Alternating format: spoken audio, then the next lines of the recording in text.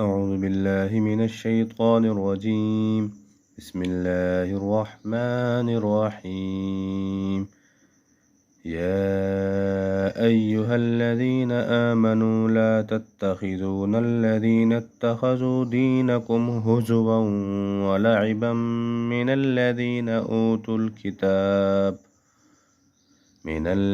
أوتوا الكتاب من قبلكم والكفار أولياء واتقوا الله إن كنتم مؤمنين. وإذا ناديتم إلى الصلاة اتخذوها هزوا ولعبا ذلك بأنهم قوم لا يعقلون. قل يا أهل الكتاب هل تنقمون منا إلا أن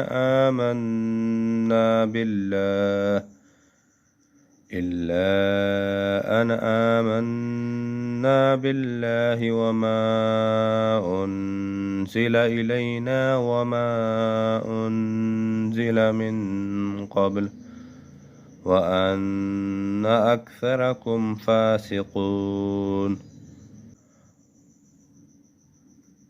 قل هل أنبئكم بشر من ذلك مثوبة عند الله من لعنه الله وغضب عليه وجعل منهم القردة والخنازير وعبد الطاغوت أولئك شر مكانا وأضل عن سواء السبيل.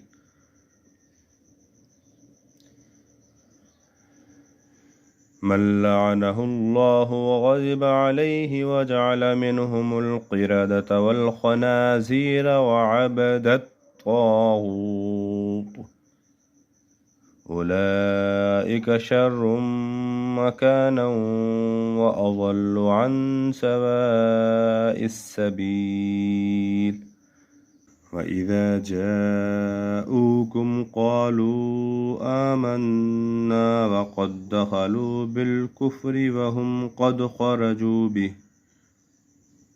والله أعلم بما كانوا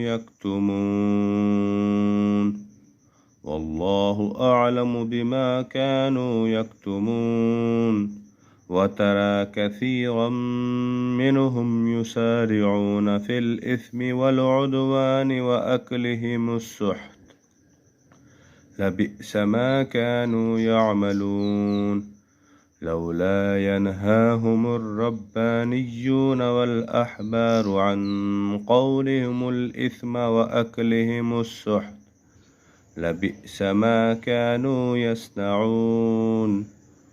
وقالت اليهود يد الله مغلولة غلت أيديهم ولعنوا بما قالوا بل يداه مبسوطتان ينفق كيف يشاء وليزيدن كثيرا منهم ما أنزل إليك من ربك طغيانا وكفرا وألقينا بينهم العداوة والبغضاء إلى يوم القيامة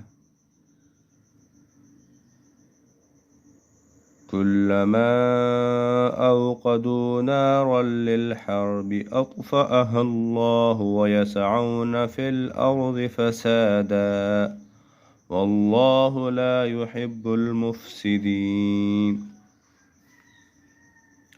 ولو أن أهل الكتاب آمنوا واتقوا لكفرنا عنهم سيئاتهم ولو أن أهل الكتاب آمنوا واتقوا لكفرنا عنهم سيئاتهم ولأدخلناهم جنات النعيم ولو أنهم أقاموا التوراة والإنجيل وما أنزل إليهم من ربهم لأكلوا من فوقهم ومن تحت أرجلهم منهم أمة مقتصدة وكثير منهم ساء ما كانوا يعملون صدق الله العظيم.